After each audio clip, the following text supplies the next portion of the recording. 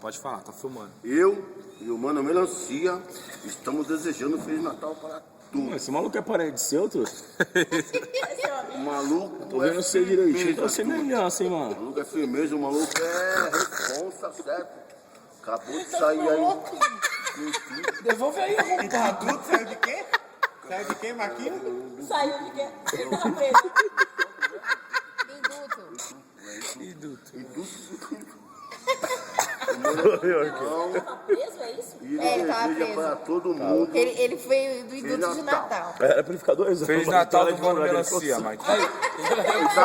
Aqui são advogados. Tinha o cara, mano.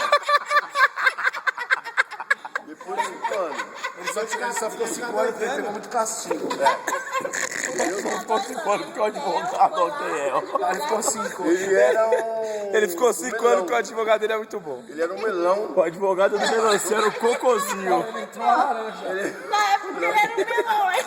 Não, mano, a família do melão, da melancia não é laranja. A família do melão é outra fita, mano. Qual que é a família que veio antes do melão?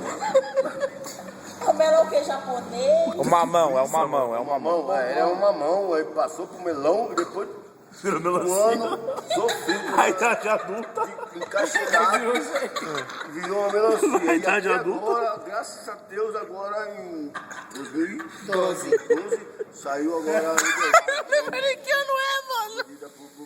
Graças ao advogado. Advogado bom.